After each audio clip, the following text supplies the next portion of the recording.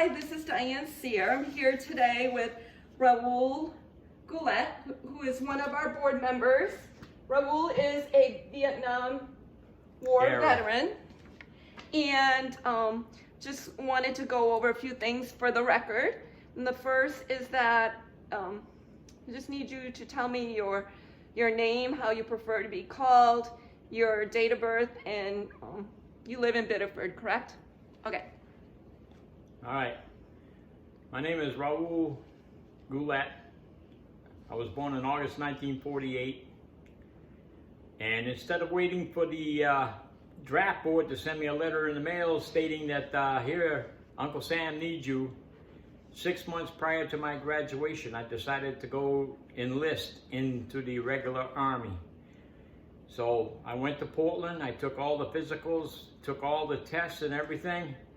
And then after I was completed all of that, I was put in active reserves until after I graduated. And then after that, I reported back. And then in September of 1968, I left for Fort Bragg, North Carolina for basic training. 14 weeks. I was there roughly 3 months at Fort Bragg, North Carolina. From there, after graduation, I had a week off, and then my orders were for Fort Monmouth, New Jersey, to become a combat photographer. In other words, I was gonna video movies and still pictures of the guys in combat as they were moving around. I was there roughly about 2.5 months. I made a few trips to New York City during that time, especially on the weekends, to look over the city of New York, which was a beautiful city. Upon completion of AIT, Advanced Individual Training, I was assigned orders to go to Vietnam. I had time off, so I went home, came home here to Biddeford, Maine, and then from there, I went and reported to Fort Lewis, Washington. From Fort Lewis, Washington, I was called up. My name came up, and I was called up, and I was informed to report outside in formation. So I went outside. We were all in formation. The sergeant came along and said, all you guys that are going to Vietnam, I want to see your orders. He turned around and took our orders and tore them all up and said, you all have new orders. You're all going to South Korea. So here I am, Fort Lewis, Washington. My bags and baggage on the plane bound for Vietnam, and I'm heading to South Korea. It took a week for my bags to catch up to me in South Korea. I was shocked. I was wondering why I wasn't going to Vietnam. But I made the trip from Fort Lewis, Washington to Japan real quick. Japan to Seoul, South Korea. And then that's where I spent my entire year in South Korea. There I was a photographer. I took pictures. I traveled all over South Korea, onto the DMZ, the demilitarized zone. And then from there, after my 13 months was up, I was given orders for Fort Ord, California. So I left South Korea and flew to California and spent a year, the remainder of my time in the service, at Fort Ord, California, between Fort Ord and now Fort Honolulu in California, between the two. My job was to film all what was going on, all the training, everything that took place at Fort Ord and also at Fort Honolulu in California.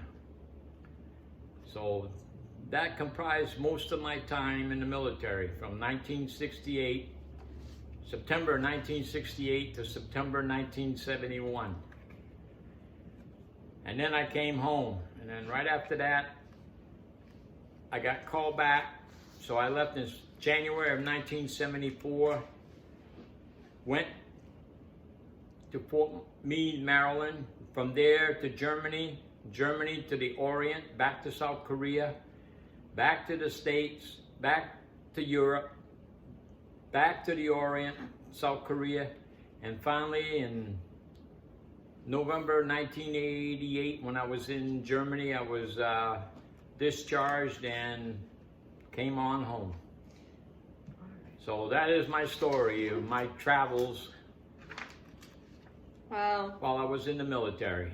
So you answered a lot of the questions that I had for you. I was going to ask you, where were you living when you enlisted? Where were you living when you enlisted? Biddeford. You were living in Biddeford. Biddeford, so Maine. You were 17 years old at the time. You said you weren't of age. Yeah, I wasn't quite 18 yet. Yeah. When I turned 18, that's when I left. Why did you decide to join? Well, let's put it this way. The draft, they had 3 categories for the draft. Infantry, artillery, and armor. And I didn't want to be in any of those. So I decided that was going to be a photographer. So I went, I talked to the recruiter, and they said, okay, this is your occupation in the military. Wow. And that's what I've been doing ever since. Wow. So did you have friends that joined with you?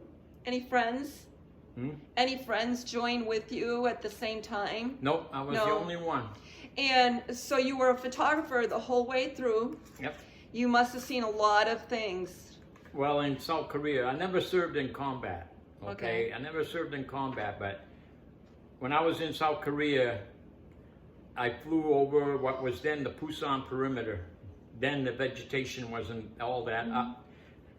My second trip, about 7 years later, it was all completely overgrown.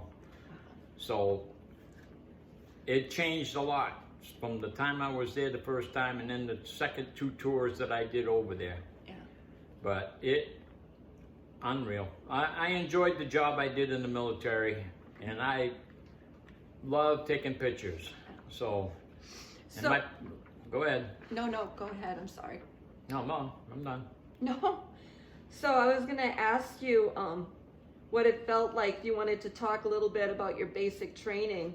Because even though you're a photographer, I'm sure you went through the regular basic training that everyone had to go through. We, 14 weeks, they mold you into a unit. 14 weeks you were marching and listening to orders and listening to what they did and when you moved. So, but basic training was more building up your strength, seeing your weaknesses, seeing how they could better, get you ready for then combat. Yeah. Oh. And why did you pick the Army? Well, I figured that my dad was in the military and he was in the United States Army, so I decided to join the Army. So it ran in the family. Yep. Yeah. Good for you. So I joined the Army, my brother joined the Marines, and my younger brother was going to join the Air Force, but unfortunately, since they had this new law in place, only 2 of us could serve on active duty at any one time. So my younger brother never got to serve in the military. So. And when they moved you when they changed your orders from Vietnam to South Korea, was there something going on in South Korea at that time? During the time that Vietnam was going on, the South Korean government decided to send troops from South Korea to Vietnam.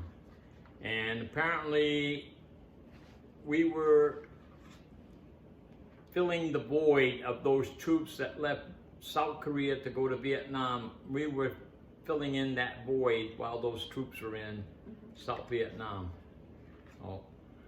Now, how often did you get leave? Just regular leave? You had 30 days of leave every year. You can split it, take 2 weeks at any one time, or take 2 weeks whenever. What I did is I took a week and I saved some of it in case I wanted to go somewhere. But other than that, I made the best I could of my leave. So you didn't get home that often? No. No. And what was the food like? The food? Yeah. let's put it this way. The food in the last few years in the military has gotten better, but back then we had a mess hall, Yeah. and the mess hall would cook up whatever was on that menu, and that's what they would cook up for us. But now the new military, they cook you what they want, you know, but they still have to stay within certain menu items, Yeah. you know. But on the return back though, I did not get my steak, Oh. but I got it later. So you So- remember your last day when you were discharged? Oh yeah, I was on the plane heading home. Yeah, yeah. So, How did that feel? Hmm? How did you feel about that? How did that feel, knowing you were heading home for good? well, after you're done your year in the military, you feel like, okay, I've done my time. It's time to go home. So I enlisted for 3 years with 4 years extra in case they had to call you back. And when you got on that plane, it felt good. It said, hey, I'm going home. So when I got to California, instead of going home right away, I decided to report to the base where I was going and then do about 4 or 5 months and then to take a 30-day leave and then go home, which I did. But then you said they called you back. Yeah, back 1974. And was there something going on then that they called you back? No, they were just needing people. People, because they didn't have, did they have the draft in 74? Oh yeah, the draft was drafted? still going on until about the 90s. Yeah. And then after that, they eliminated the draft. But they needed people to fill key positions, so they would call people back up. So. And so how did you stay in touch with your family? Because there weren't cell phones then. Back then in the military, it was all mail. Okay. Everything was by mail. You did have telephones, and you could call overseas, like I could call the States. Mm-hmm. But everything was all by mail. So once a month, twice a month, 3 times a month, I would write a letter home, and then I would get a letter from home. But I would keep in touch with my folks at home, let them know that everything was okay with me. And every once in a while, I would send pictures home showing, hey, this is where I visited, this is where I've seen, and they were happy. That's good. Yeah. Was it really, was there something that you did special for good luck? Did you have any like things that? Everybody in the military was, I want to get home, and I want to get home. Yeah. That was about it. Yeah. So what did people do for entertainment? Did you have like the USO shows, or were there entertainers? Yes, they would have. That was the best job of all when the USO came over to Korea. We, as photographers and motion picture personnel, we were assigned to these USO people to go out and film them as they were making a tour through Korea, which was beautiful because I got to leave. I got to leave Seoul and travel through Korea with these people. Yeah. So, is there anyone that we would know that you can recall? The one in famous. I can't remember his name now, but he was the cartoonist that did Woody Woodpecker. Oh, okay. I don't know his name. I don't either. But he came to Korea, and somewhere in my stuff, I don't know if I still do, but I have an authentic autograph signature of him that he signed for all of us in the unit. Oh.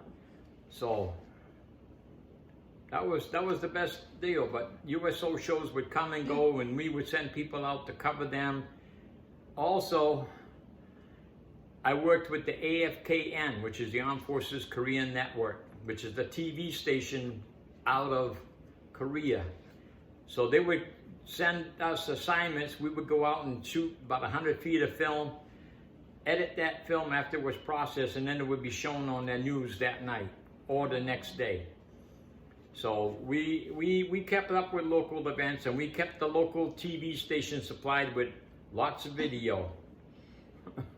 Now, So, did they let you keep those photographs, or were they for promotional, mostly for promotion? any photographs, any motion pictures, any videos that we took were the property of the United States government. We could not keep our own copies. Other than our own pictures that we took of ourselves while we were out there, those we could keep. But anything involving the military or anything of the exercise or anything that was going on was the property of the United States government.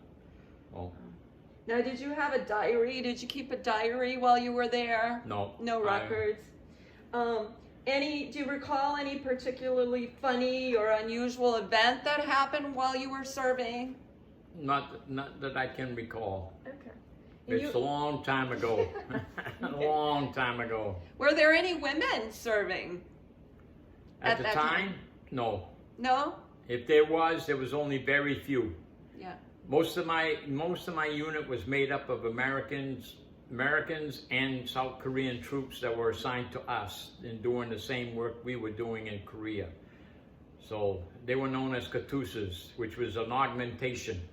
So they would work with us, we would work with them, and they were like our interpreters. So if we went out on an assignment, they would come with us and they would interpret for us as to what was going on, so we could stay and understand what was going on. And did you get any special awards, medals, accomplishments? Yeah, the National Defense Good Conduct Medal, the, oh crap, I can't even remember all of them. Do you still have them? Oh yeah. Yeah. Armed Forces Expeditionary Medal, National Defense Medal, and the Good Conduct Medal is what I got. That's excellent. You should be proud. How was it when you came home? How was your homecoming? At the time, the atmosphere was not very good. The Vietnam War had everybody turned upside down in the United States, and anybody in uniform was like, some of the expressions that were expressed to me I do not wish to say because I've forgotten what people had said, but at the time it was not very good. Yeah, was a really difficult time to serve. A lot of us, when we returned home, the first thing we did was we took off our uniform and we put on civilian clothes so they wouldn't know that we were in the military, because even though they saw the big pack, that, you know, they would say, oh, well, I'm traveling, you know, just so that, but other than that, it was not a very good time at that time frame. So, thankfully, things are changing around a little bit. It's really sad what the Vietnam vets had to go through on their home when they came back after their service. Yeah, it was not a very good time. Let's put it that way. Not a very good time. Now, what was your most memorable recollection? What is the thing you remember the most about your time? Leaving home and going to a foreign country. You had never left Biddeford before? When I was younger, I would go to Canada with my parents. Yeah. But as far as visiting a foreign country, Korea was like Japan and Korea were like the first countries I ever visited outside of the United States during the time frame I was in the military. And for a young person who'd never really traveled, that had to be quite an experience. Oh yeah. Yeah, that's awesome. Yep. So what was the hardest thing you had to do? Was the winter months, especially all the training we had to do. And in the winter time, they would call alerts, no matter what time of day or whatever. If the North Koreans decided they wanted to act up, we got called out of bed at 3 o'clock in the morning, picked up our weapons, our rations, went to our assigned vehicles, and then from there we would move out to our assigned positions in order to hold them if they did come across the border into the south. So it was really cold. Oh, the winters were cold. I mean, cold, cold. Worse than this? Oh, yes. Oh, wow. So, they were cold. Wow. That's too bad. So I had a few more questions if you're up to them. I'm just looking at my list. So when you came back, did you go to work, or did you go back to school? Did you? When I came home, I was honorably discharged from the United States Army, and then I was in the inactive reserves, which was a total of another 4 more years. And during that time frame, they could call you back on to active duty. And during that time frame, that's what did happen. So I went back on that. I called me back up. I went back on active duty. Yeah. So you never, you didn't go back to school like with the GI Bill or anything like that? No. No. I was taking courses during the time I was in the military, just a better the job I was doing. The photography. Yeah. Photography, yeah. So. Well, did you make any close friends while you were in the service? The first time, no, but the second time when I was in, yes, I made a couple of friends. And do you still keep in touch with them? 2 of them I keep in touch with, that I keep in touch with, and they're about the only ones left. The rest of them are on Facebook. You don't do that? You don't do that? Oh yeah. Oh, I yeah? do Facebook. Yeah. He sent a picture one time of me.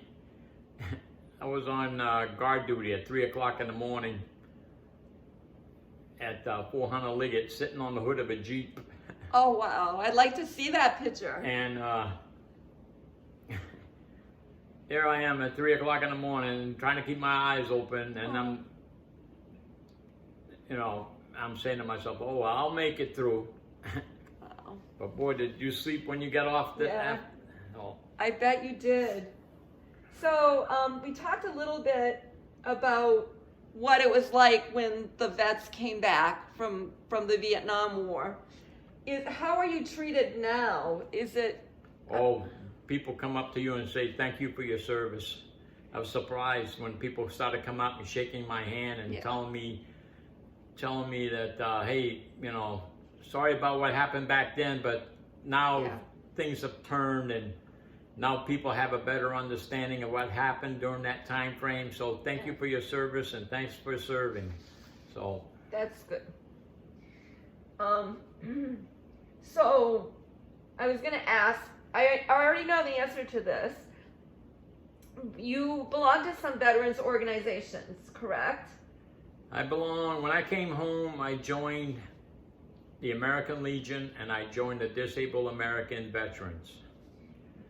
Just in the last 15 years, I joined the Veterans of Foreign Wars, and I joined the AMVETS. Wow. These are the only military organizations, well, not military, but these are the only veterans organizations that I belong to.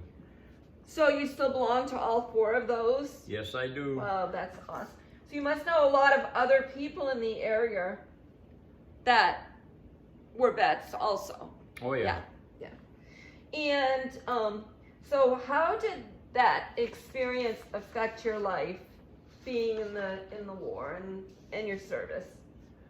Well, it changed the way your outlook on what the country really looked like. You read all about what goes on all over the world, and until you get there and see it for yourself, and you get a picture of what it is, then you have an understanding. Okay, why are they having problems?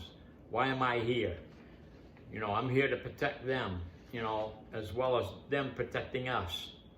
So it was a challenge. Yeah. Just a few more. And do you ever have reunions? Do they have any reunions? No, back during World War II, when my dad in Korea War, they used to have reunions, and they still have reunions, but a lot of the people now, they're in their 70s and 80s and no longer can make the reunions. Yeah. I've had offers for reunions, but I never went. So. One of the questions I had was, did your military experience influence your thinking about war or the military in general? But you just answered that. You just pretty much answered. Yep.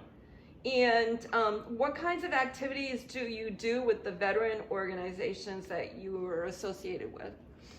Well, it all depends. Every once a month we would have a meeting, discuss, you know, what was going on around the world. And most of the time was when I was in the veteran organization, when I belonged to the American Legion, it was setting up the parades, getting the parades ready on Memorial Day and Veterans Day.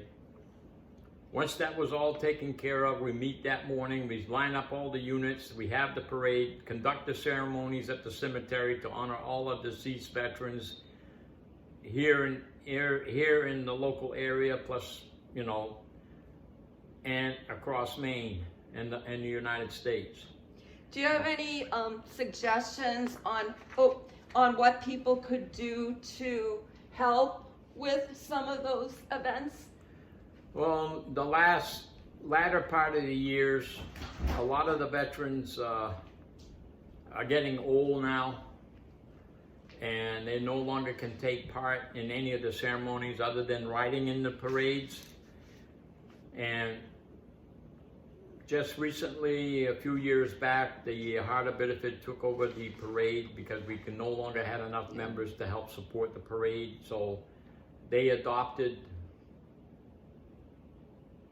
the veterans groups, and the veterans groups that are left help with the parade the day of the parades. So. Well, I know you personally, so I know that you've been active all along with the monuments and Yep. The cemeteries and wreaths across America and all of that. Is there anything else you'd like to add, well, that we haven't covered yet? No, not much. That's about all I did during the military, when I was in the military. That's about it. How were your parents, how did your parents welcome you back when you came back? How did that go? Oh, they were glad to see me come back home. I'm sure they were. They were glad to see me come back home in one piece. Yeah. So, yeah. And, so just a couple things. We don't hear a lot about all the wars that are going on now and the young people that are serving now. What do you think, what advice would you give the young men and women who are thinking about or who serve in the military today? If you had an option, I'd go for it. Join for what you want to do. If you want to get experience in certain fields, see what they have to offer. Once you have that certain field all worked up, then you'll have something to work for when you come out of the military. So. Do you see we hear a lot about post-traumatic stress now. I never served in combat. I had a little bit of post-PTSD, not much, but some of the people that I've talked to, you know, they don't want to discuss what they went through. Yeah. You know, it takes years for PTSD to get down where it's a safe level. Yeah, we were hoping to interview a younger, more recent vet, and that's what I understand. You got to be very careful today with PTSD because you go in green and you come out totally changed. Right. And you know, it's PTSD is, some people get over it and some people don't get over it. It takes years for them to get over it. Yeah. So. Yeah. Well, and how did this whole serving in the military affect your life? Well, I got some college out of it. I got a year's worth of college out of it, and when I came home, I applied that, and then finally I decided, well, most of the places that I applied for didn't need me at the time, so I decided, I went in different occupations. Now that I'm retired, I take pictures for local organizations, and that keeps me busy. Yeah.